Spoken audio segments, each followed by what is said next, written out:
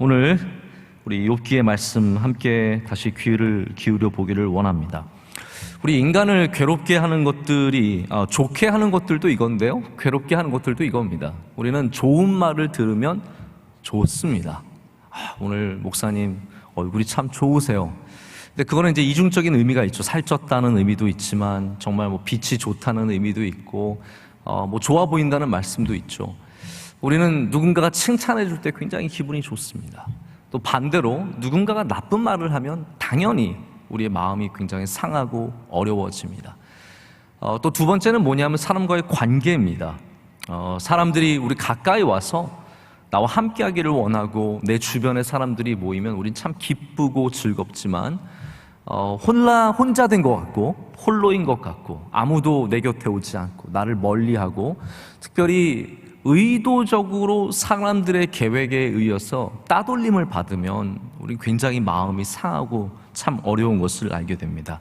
오늘 말씀에 욥이 어려운 이유는 이 두 가지 때문이거든요. 욥이 그것 때문에 이 두 가지를 먼저 얘기하고 그 다음에 너무 가슴이 아프고 힘드니까 또 하나님으로 인해서 이 당하는 자기는 그렇게 생각하잖아요. 하나님이 나를 치셨다. 오늘 내용이 그거거든요. 하나님이 나를 치셨다.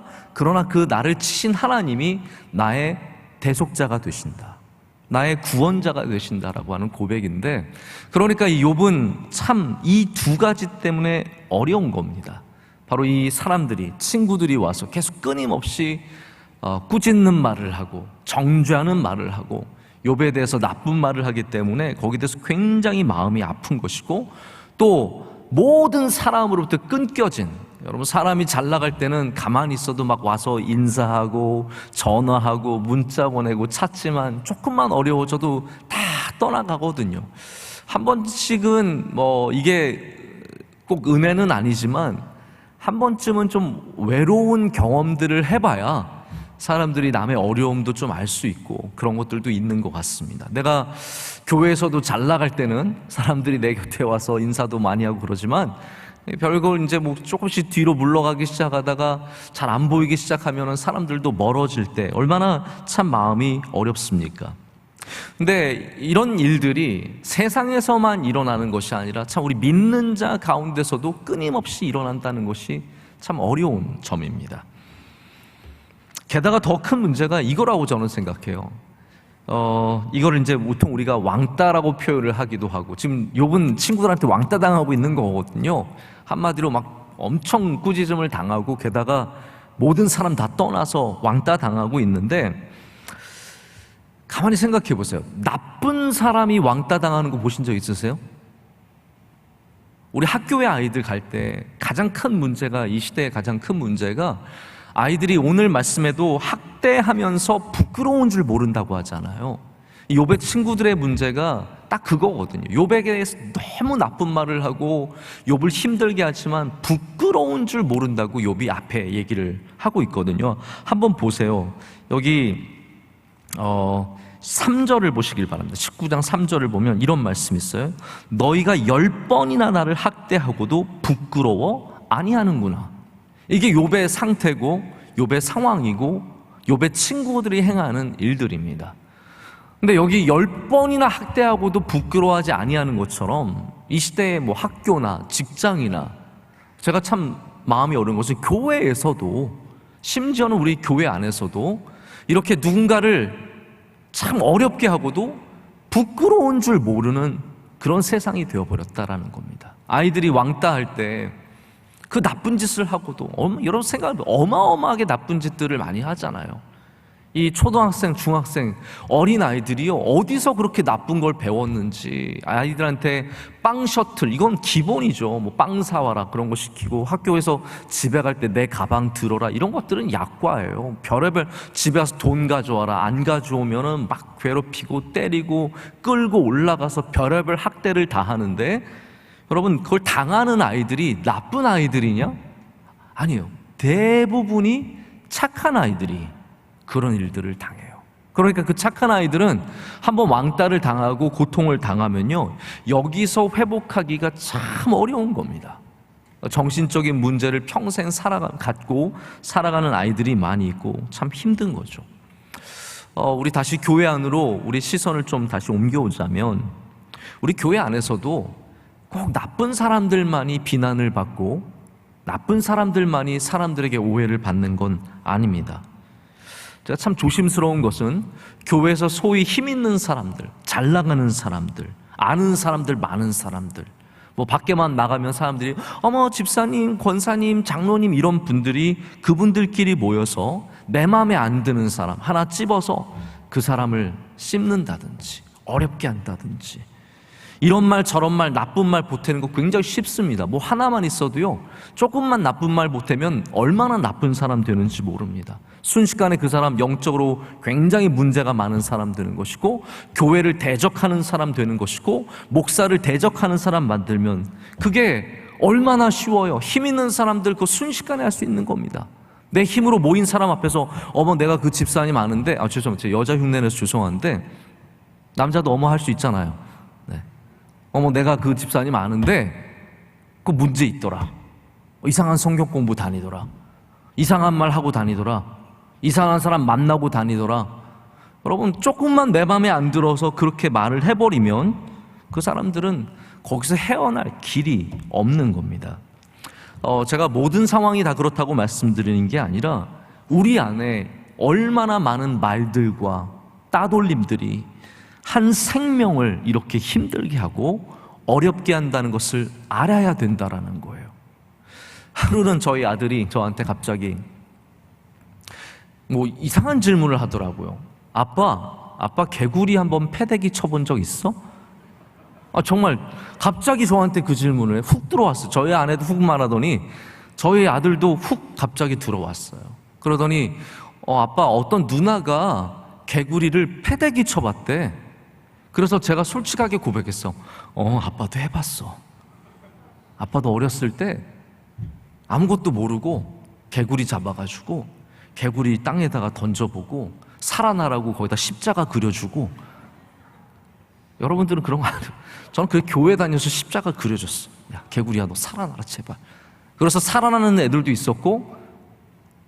죄송합니다. 근데 여러분, 우리가 다 알고 그러나요? 이 개구리 생명이 귀한데. 지금은 상상도 못하는 일이죠. 지금 어떻게 그 생명을, 귀한 생명을, 귀한 생명이라고 말하는 게 좀 이상하긴 하지만, 그걸 제가 어떻게 생물을 던지겠습니까? 죽이겠습니까? 그러나 그 어렸을 때 너무나 어린 마음, 잘 알지 못하는 제가 그러한 짓을 하고도 부끄러운 줄 몰랐다는 거예요. 지금 저희 아들이 갑자기 아빠 개구리 패대기 쳐봤어 했을 때 제가 먼저 영민아 패대기는 아니고 던져봤어, 뭐 그렇게 표현은 했지만 사실 아들한테 그렇게 고백하면 굉장히 부끄러웠거든요. 여러분, 그리스도인은 부끄러움을 알아야 합니다. 할렐루야. 하나님 앞에서 아담이 부끄러움을 알게 되면서 죄를 알게 된 것처럼, 우리도 하나님 앞에서 나의 죄를 알려면 부끄러움을 알아야 합니다.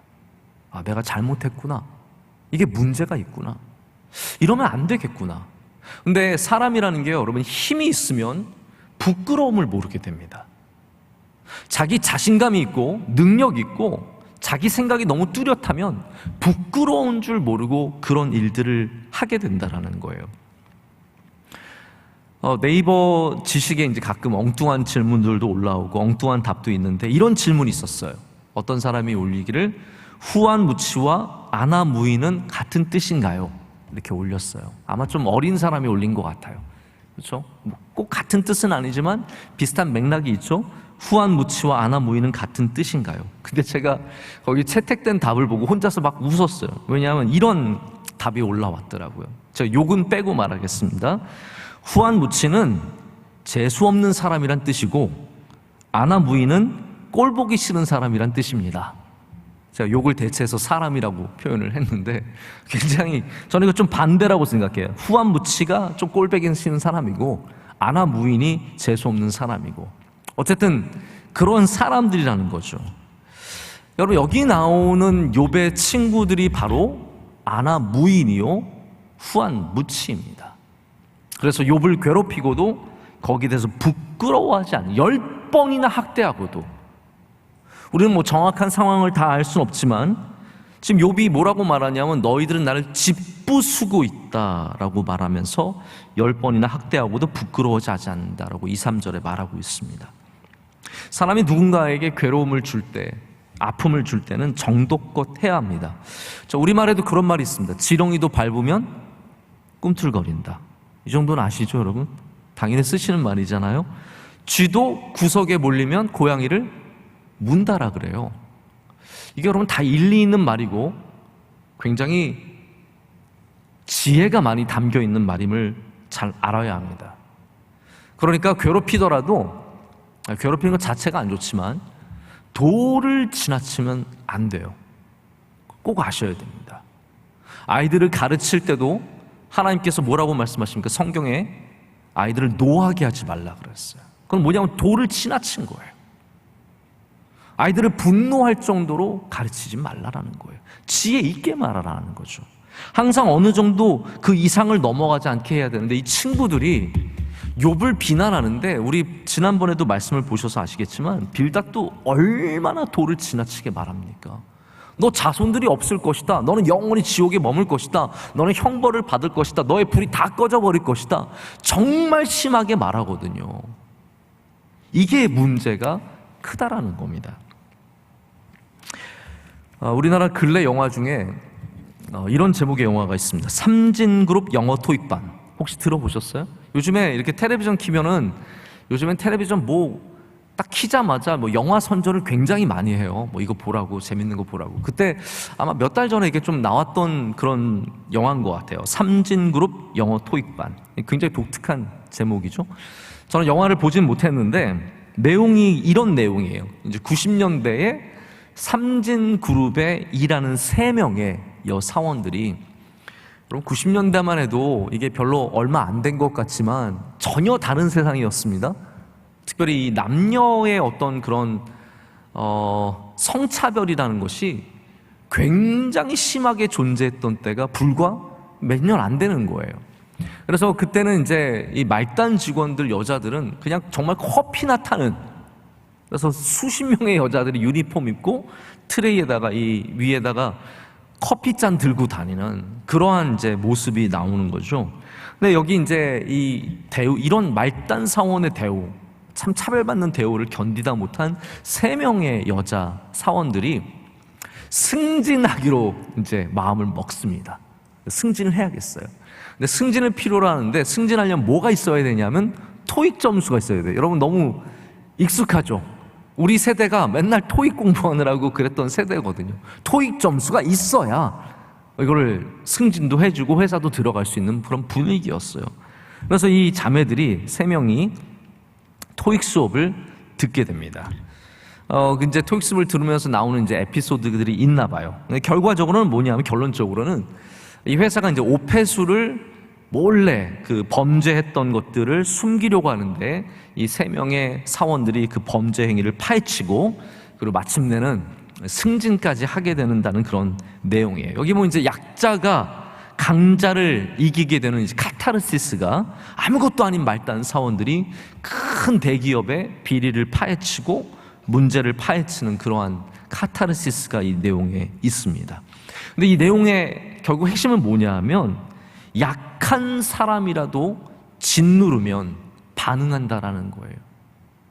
아무리 약해 보이고 아무리 힘없어 보이고 아무것도 아닌 그러한 그냥 꿈틀대는 지렁이 같지만 밟으면 오히려 강자가 질 수도 있다라는 것이죠. 여러분, 이 사회에 우리가 정말 많이, 우리 대한민국이 2010년도부터 어마어마한 많은 그런 변화가 있는데 그 중에 하나가 이제 갑질이라는 거예요. 갑질. 저는 갑질의 기사를 볼 때마다 이 욥의 오늘 말씀 나오는 이 친구들의 모습이 생각이 나는 거예요. 욥처럼 연약해진, 아무것도 아닌, 다 잃어버리고 돈도 없고 친척도 없고 가족도 없고 집도 없고 기댈 사람 하나 없는 욥에게 얼마나 모질고 잔인하게 친구들이 대합니까? 여러분, 만약에 하나님께서 여러분에게 은혜를 주셔서 물질의 은혜도 주시고 건강의 은혜도 주시고 직장의 은혜도 주시고 미모의 은혜, 그런 은혜를 주셨다면 연약한 자들을 괴롭히지 마시길 축복합니다.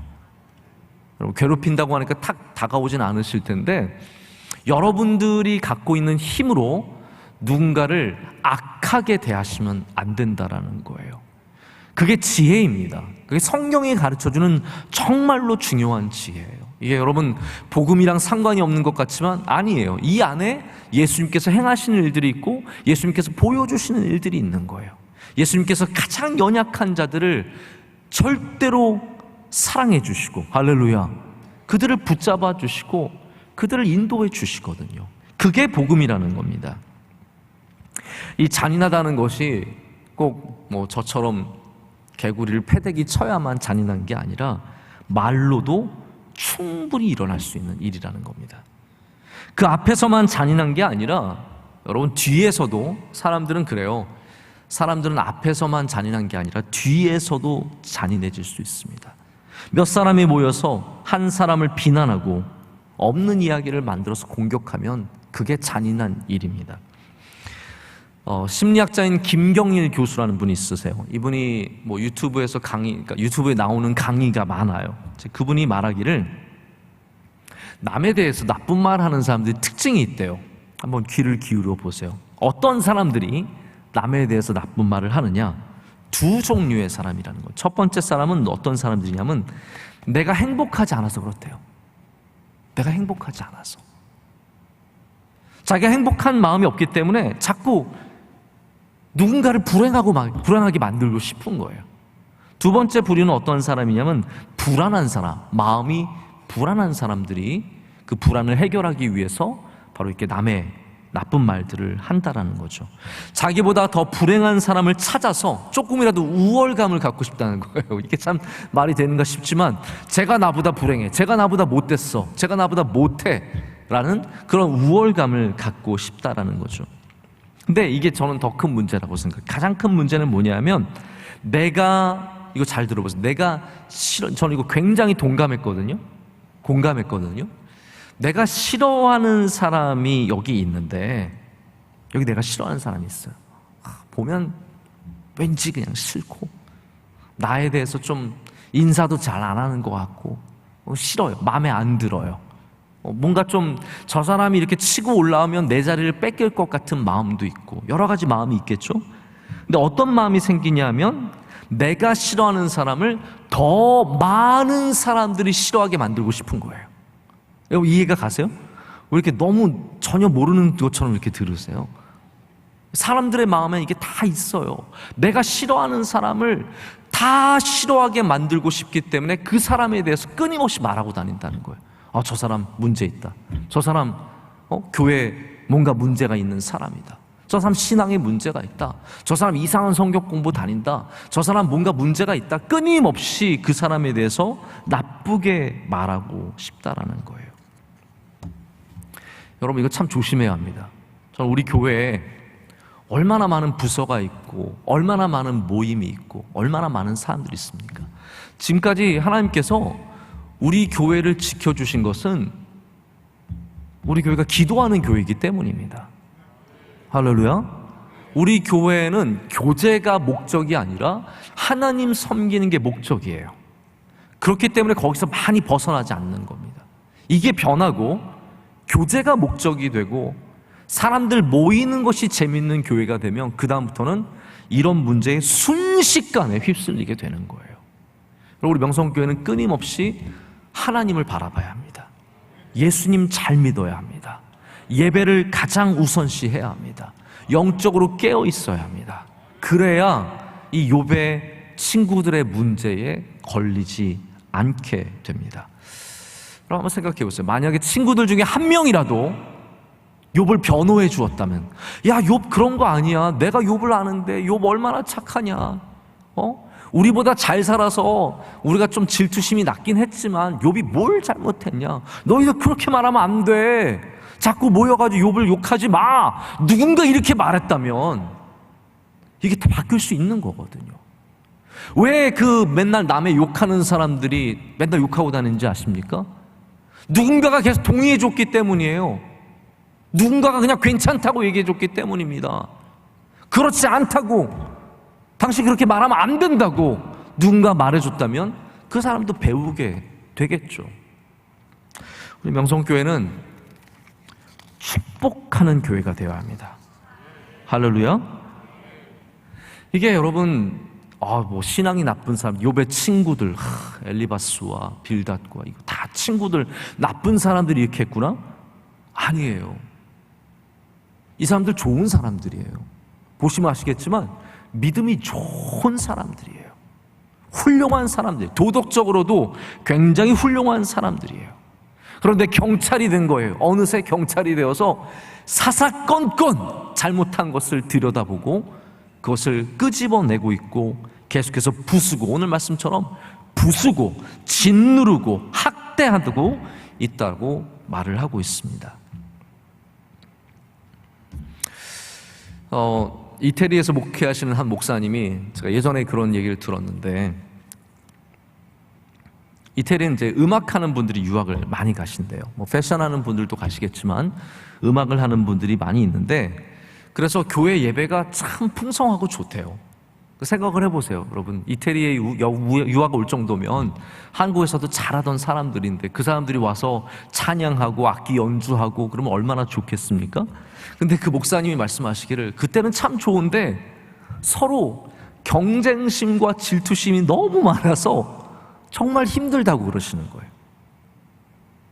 음악을 잘하는 사람들끼리 모여서 서로 질투하고 서로 경쟁심에 너무너무 힘들어요. 하루는 한 선배가 후배를 불렀대요.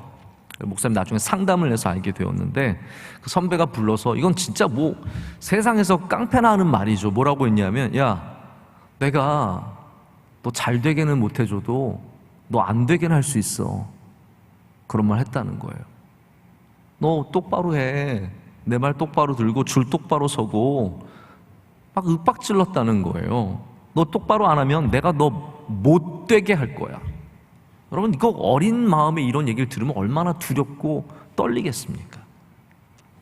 자, 이 말씀을 드리고 싶은 거예요. 자, 잘 들어보십시오. 하나님께서 우리 성도들에게, 하나님의 자녀들에게 특별히 아브라함을 통해서 주신 복이 무엇이냐면요, 하나님께서 우리로 축복하게도 하셨고 저주하게도 하셨습니다. 여러분, 성경이 말하는 겁니다. 그래서 우리 성도들은 잘 되게 하는 힘과 실제로 안 되게 하는 힘을 다 갖고 있어요. 여러분, 어떤 힘을 쓰시겠습니까? 그 가운데 어떤 힘을 우리가 써야 하냐 말이죠. 지금 욥의 친구들은 어떤 힘을 쓰고 있습니까? 안 되게 하는 힘. 욥, 너는 끝났어. 너희 집은 망했어. 너도 이제는 영원토록 끝이야. 다시는 회복 못해. 지금 욥의 친구들은 끊임없이 안 되게 하는 힘을 쓰고 있다라는 거예요. 우리들은 어떤 힘을 써야 됩니까? 잘 되게 하는 힘. 할렐루야. 정말 중요한 겁니다. 누군가를 복되게 하는 힘, 누군가를 기쁘게 하는 힘, 누군가를 즐겁게 하는 힘, 누군가를 축복하는 힘을 써야 그게 하나님의 복을 받는 사람이 되는 것이에요. 다시 말씀드려요. 우리는 잘 되게 하는 힘도 있고 안 되게 하는 힘도 있어요. 힘이 있다고 다 쓰는 것처럼 어리석은 게 없습니다. 지혜롭게 힘을 써야 그 사람은 귀한 사람이거든요. 그럼 우리가 어떻게 지혜롭게 힘을 쓰냐 하면 바로 이 잘 되게 하는 힘을 쓰라는 거예요. 영어는 bless you가 참 많아요. bless you, bless you, bless you. 제 책에 에치 하면은 bless you. 자동적으로 옆에서 모르는 사람인데 저한테 bless you 하면, 그럼 뭐라고 대답을 해야 돼요? 그냥 thank you 하면 돼요. 여러분, 우리도 우리 교회 안에 축복의 문화가 자리를 잡아야 합니다. 서로 축복하는 것. 우리 옆에 분 보시면서 인사하시면 축복합니다. 사랑합니다. 잘 될 줄로 믿습니다. 네. 눈도 좀 축복하는 눈빛으로 보세요. 네. 정말 우리가 서로를 축복할 때, 이거 여러분 아무것도 아닌 거지만 하나님이 이 안에 역사하신다고 생각해 보십시오. 그럼 우리가 축복할 때 누군가가 잘 되는 거예요. 기도하실 때도 여러분 축복하면서 기도하시길 바랍니다. 여러분의 교구를 위해서 축복하시고, 여선교회 남선교회 축복하시고, 부서를 축복하시고, 함께 주변에 일하는 사람 축복하시고, 저주하지 마시라는 거죠. 하나님, 저 집사님만 없으면 제가 교회 잘 다니겠습니다. 아니라는 겁니다. 저도 이메일을 쓸 때 맨 마지막에 뭐 이메일 맺는 말이 참 많아요. 근데 제가 오랫동안 이 외국인들과 이메일을 주고받으면서 제일 제가 결국은 좋아서 쓰게 된 게 뭐냐면 blessings예요. bless you가 아니라 blessings. 축복이 많기를 바란다. 축복받아라. blessings. 모든 우리의 마지막에는 누군가를 축복하는 것이 있어요. 그게 아브라함이라는 겁니다. 그게 우리가 아브라함의 자손이 되는 길이고 복받는 사람이 되는 길이고 복음을 가진 사람들이 되는, 복이 결국 복음이 무엇입니까? 복된 소식을 전하는 거잖아요. 우리가 복된 소식을 전하는 만큼 누군가에게 복을 주는 사람이 되어야 된다는 것이죠. 그래서 성경적인 복은요, 저 사람이 복을 받아야 나도 같이 복을 받는 거예요. 할렐루야. 저희가 너무 귀한 것이기 때문에 자꾸 제가 강조를 하는 겁니다. 다 아시고 계시죠? 그러나 강조를 하는 거예요, 제가. 성경적인 복은 남들은 다 안 되는데 나 혼자 잘 되는 거, 그 성경적인 복이 아니에요. 그래서 코로나 때 돈을 많이 버신 분들은 하나님께 기도를 많이 해야 합니다. 왜냐하면 남이 너무 어려울 때 여러분들이 복을 받은 것이기 때문에 그거를 잘 사용하셔야 돼요. 지혜롭게 사용하셔야 되고 하나님의 뜻을 바라봐야 돼요. 왜 남들이 안 되는데 난 잘 됐을까? 신난다. 이게 아니라는 거예요.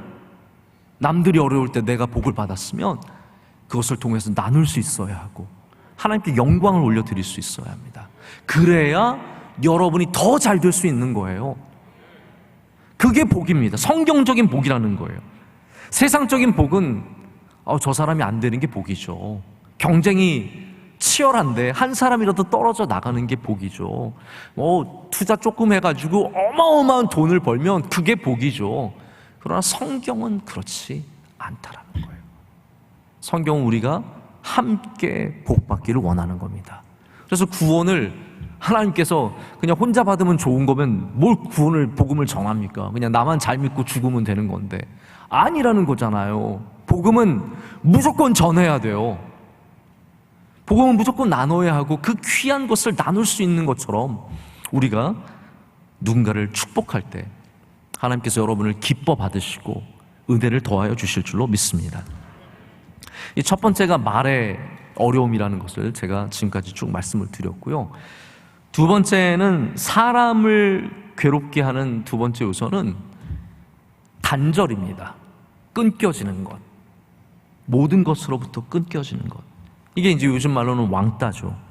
그게 오늘 본문 말씀 19장 13절에서 22절. 우리 읽진 않았지만 13절에서 22절까지 굉장히 상세하게 묘사되고 있어요. 여러분께서 한번 집에 가셔서 19장을 다시 한번 쭉 읽어보시면 제가 오늘 드린 말씀을 전체적으로 잘 이해하시게 될 겁니다. 우리 인간은 원래부터 관계적인 존재입니다. 하나님께서 그렇게 디자인을 하셨습니다. 하나님은 그런 사람의 속성을 만드셔서 우리를 관계의 존재로 만드셨기 때문에 지금도 우리와 끊임없이 교제하시기를 원하시고 교제가 가장 중요한 신앙의 한 부분입니다. 그래서 신앙은 내가 얼마만큼 알고 있느냐의 문제가 아니라 얼마만큼 주님 가까이 있느냐의 문제입니다. 이게 바뀌게 되면 아는 것으로 신앙을 다 대체하려고 하죠. 아닙니다. 그래서 성경을 아무리 많이 알고 있어도 기도하는 사람이 훨씬 더 귀합니다. 그래서 성경을 알아도 지식적으로 알지 마시고 하나님을 사랑해서 아시길 축복합니다. 그게 참 귀한 거예요. 다릅니다. 그래서 성경을 많이 아시는 분들은 잘못 알게 되면 그걸로 이단이 되기도 하지만 남을 공격하고 비판하고 자꾸 남을 걸려 넘어뜨리게 하려는 도구로만 사용을 합니다. 그러나 하나님과의 관계 속에서 이 말씀으로 은혜를 받은 사람은 절대로 그렇지 않습니다. 이 말씀을 통해서 오히려 사람들을 도와주고 베풀어주고 사랑하고 은혜 가운데 인도할 수 있거든요. 하나님 우리와 교제하기를 원하십니다. 근데 사람과 하나님과의 차이점은 뭐냐 하면 어려울 때 사람들은 떠나지만 하나님은 우리와 영원토록 함께 하신다는 거죠. 그게 차이입니다. 그래서 다 떠났어요. 오늘 욥의 말을 이해하면 친척도 떠나고 자식도 나를 싫어하고 미워하고 멀리하고 아내도 내 숨 쉬는 것조차 싫어하고 다 떠났어요. 모두 다 끊어졌는데 나중에 뭐라고 고백을 합니까? 나에게는 대속자가 있다라는 거예요. 내가 그분을 만나게 될 것이다. 왜냐하면 그분은 살아계셔서 나를 버리지 아니하시기 때문입니다. 자, 오늘 새벽에도 다윗의 시편을 통해서 은혜를 나눴는데, 다윗이 가장 원했고 반대로 말하자면 가장 두려워했다는 말이거든요. 백발이 되었을 때, 백발이란 말이 유대 사회에서 어떤 의미였겠습니까? 힘이 빠지고 능력이 없어지고 그의 존재의 가치가 떨어지는 그때에 다윗이 원했던 것은 하나님이여 나를 버리지 마소서였어요. 이게 그의 두려움입니다. 내가 힘이 빠졌을 때, 내가 연약해졌을 때, 내가 아무것도 아닌 것이 되었을 때 하나님 나를 떠나지 말아달라는 거예요. 사람들은 떠나가고 좀 덜 찾아오겠죠. 여러분 계속 많이 찾아오는 거 원하세요? 좀 덜 찾아오겠죠. 백발이 되면은 좀 시간이 남겠죠.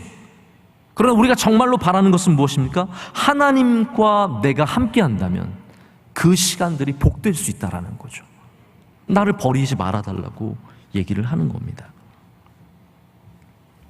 한 연구에 의하면 직장인들의 스트레스, 여기도 이제 직장인들이 많이 계시는데 직장인들의 스트레스의 주범이 일과 사람이래요. 자, 그러면 일과 사람 중에 어느 게 더 스트레스가 될까요? 이 조사에 의하면 일로 스트레스 받는 비율은 30%라고 합니다. 정확하게는 28.7%인가 그래요. 그러면 나머지는 뭐냐? 인간관계. 이게 70%가 넘을 정도로 어마어마하게 큰 것이 이게 사람의 큰 스트레스가 된다라는 거예요. 저도 솔직하게 말씀드려서 제가 정말 하나님 앞에서 정직하게 말씀을 드리는데 저는 명성교회에서 인간관계로 스트레스 안 받습니다. 놀랍지 않습니까? 왜 안 믿으세요? 믿으시면 아멘 하시기 바랍니다. 정말입니다. 지금은 저에게 스트레스가 되고 좀 힘든 건 뭐냐? 말씀 준비하는 거. 이게 참 쉽지 않고 어렵습니다. 근데 제가 분명히 알아요. 만약에 인간관계에 문제가 생기면 저는 말씀 준비하는 것보다 사람과의 관계가 훨씬 더 힘들어질 것을 분명하게 알고 있습니다. 지금 없어서 제가 없을 뿐이지, 하나님이 은혜를 주셔서 없을 뿐이지, 이게 생기면, 그러니까 제가 능력이 있어서 인간관계 스트레스 안 받는다는 말이 아니라는 거예요.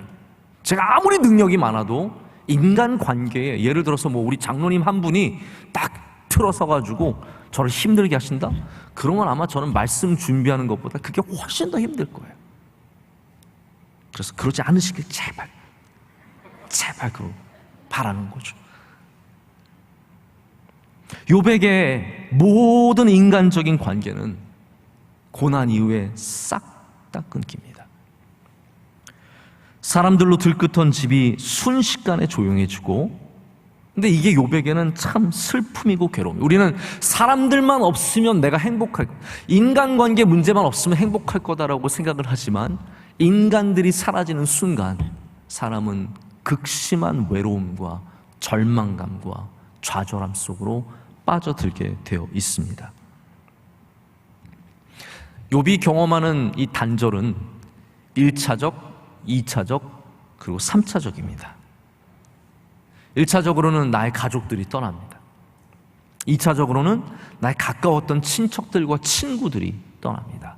근데 욥에게 가장 가슴 아픈 것은, 이것이 나중에 회복되긴 하지만 뭐라고 얘기하냐면 하나님의 손이 나를 치셨다라는 거죠.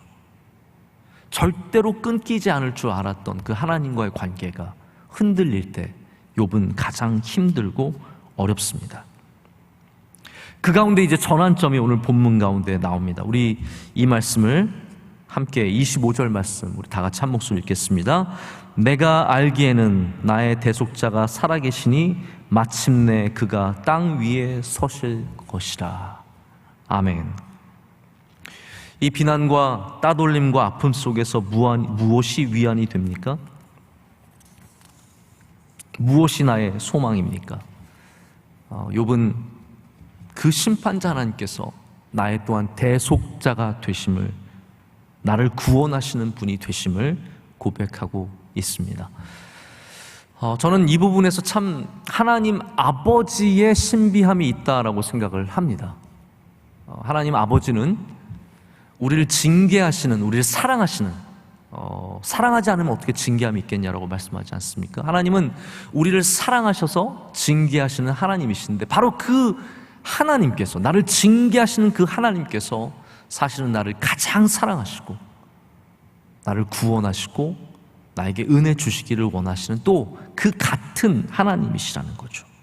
그래서 욥기는 나를 치시는 분이 하나님이심을 얘기하지만 동시에 나를 구원하실 분도 하나님밖에 없다라는 것을 말하고 있는 겁니다.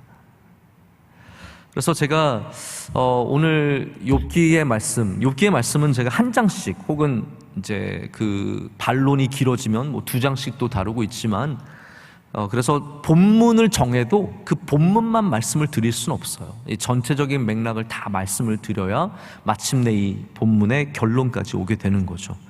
이 말씀은, 오늘 읽은 우리 말씀은 욥의 결론입니다. 욥기가 이 빌닷에게 하는 반론의 결론이면서 이 대속자, 그래서 이게 메시아에 대한 말씀이기도 해요. 그래서 핸델의 메시아에도 이 말씀이 그대로 들어있는 겁니다. 우리 다시 한번 따라하겠습니다. 나의 대속자가 살아계시니. 그렇습니다. 이거를 여러분 분명하게 믿으셔야 합니다. 나의 대속자가 살아계십니다. 욥은 참 너무 억울했기 때문에 이거를 영원토록 사람들이 알아주기를 원했어요. 그래서 뭐라고 말하냐면, 오늘 본문에, 우리가 읽은 본문에 보면은 철필과 납으로 영원히 돌에 새겨졌으면 좋겠다라고 말합니다. 지금도 이스라엘의 유적이 많은 이유가 무엇이냐면요, 돌 문화예요. 뭐 다 아시겠지만 이스라엘은 돌 문화예요. 그러니까 당연히 유적이 많을 수밖에 없어요. 우리처럼 나무가 많으면 나무 문화 아무것도 안 남아요. 다 썩어서 없어지고 불타서 없어지고, 남은 것들이 얼마나 귀한지 모릅니다. 그래서 우상도요, 바알은 가끔 발견이 됩니다. 바알은 이 토기로 만들거든요. 뭐 거창하지도 않아요. 정말 뭐 돈 있고 능력 있는 사람들이 뭐 철이나 혹은 쇠를 녹여서 만들고, 청동을 녹여서 만들고, 아니면 금을 녹여서 만들지, 대부분 토기인데, 토기는 어쨌든 살아남아요. 여러분, 이스라엘 토기가 의외로 굉장히 단단합니다. 그래서 웬만하면 잘 깨지지 않아요. 아세라는 나무 목상이에요.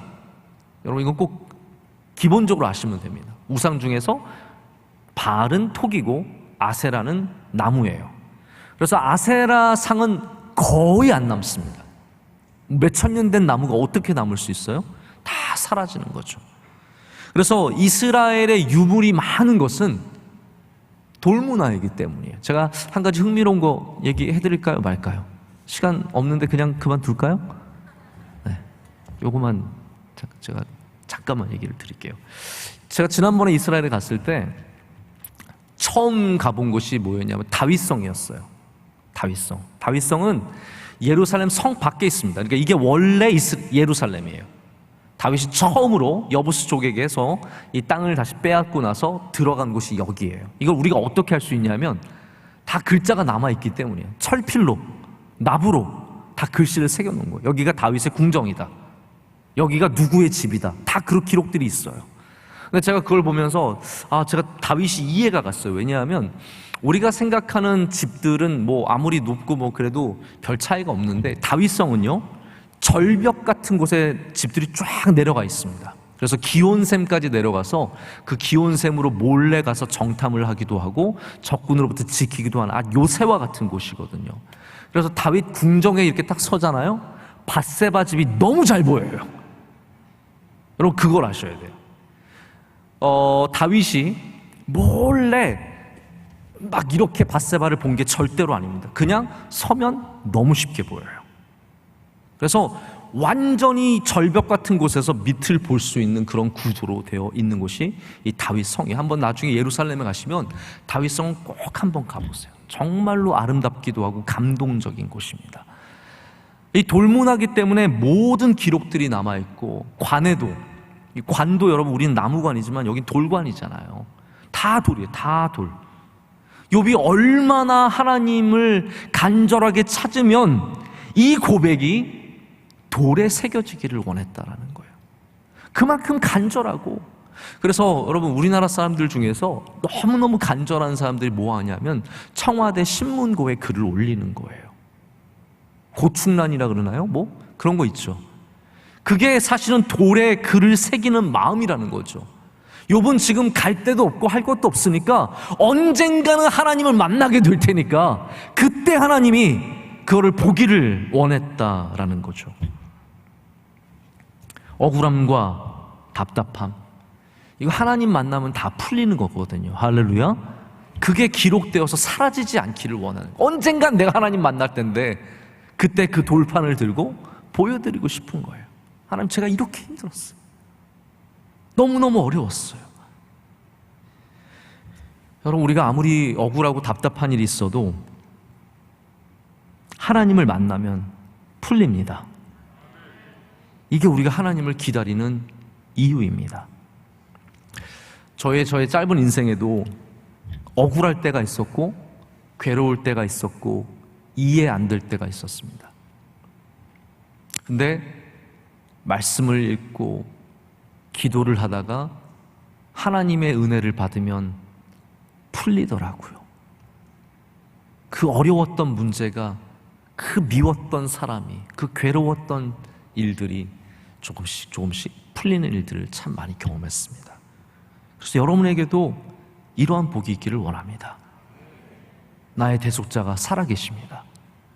그리고 그 대속자를 만날 때 우리는 우리의 모든 답답함과 억울함에 풀리는 은혜를 받게 될 줄로 믿습니다. 제가 좀 시간이 많이 갔기 때문에 말씀을 정리하고 맺도록 하겠습니다. 제가 오늘 이 말씀 가운데 마지막으로 여러분께 나누고 싶은 이야기는 25절의 후반부 말씀입니다. 대속자가 살아계신데 뭐라고 얘기합니까? 마침내 그가 땅 위에 서실 것이라 라고 말하고 있습니다. 자, 저를 보시죠. 우리의 대속자가 계시는데 우리는 그 대속자를 어디에서 만납니까? 자, 이런 상황이라면 우린 당연히 죽어서 하늘 가서 만날 것 같잖아요.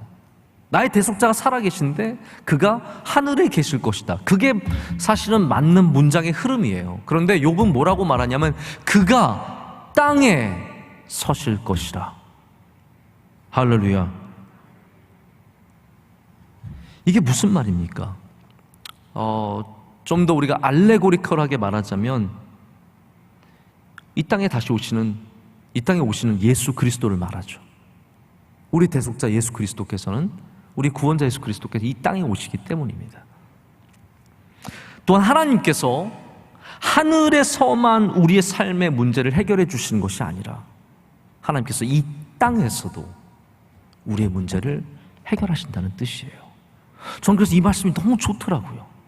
그냥 대속자를 만날 것이다가 아니라 그가 이 땅에 서실 것이라, 그가 내 삶에 오실 것이라, 그가 내 가정에 오실 것이라, 그가 내 기업에 오실 것이라, 그가 우리 교회에 오실 것이라. 그래서 하나님이 하늘에서만 우리를 만나시는 것이 아니라 우리의 삶 가운데로 대속자로 오시고 이 내 자리로 오신다는 말씀이에요. 그래서 우리 대속자 하나님은 저기 멀리 앉아서 그냥 우리를 바라보면서 그냥 이렇게 되라 이렇게 저렇게 되라라고 하시는 분이 아니라 이 땅 가운데 오셔서 나의 자리로 오시는 분이시라는 겁니다. 오늘 우리가 다시 붙잡아야 하는 믿음이 무엇이겠습니까? 우리 삶의 수많은 말과 관계의 어려움들, 오해와 질투와 수많은 상처들, 그런 것 속에서 우리가 바라봐야 할 분은 예수 그리스도밖에 없습니다. 그가 살아계십니다. 그가 살아계십니다. 그리고 그는, 예수님은 이 땅에 우리 가운데로 오셔서 우리를 돌봐주시고 인도해 주시고 이 모든 어려움 속에서 우리를 구원해 주실 줄로 믿습니다.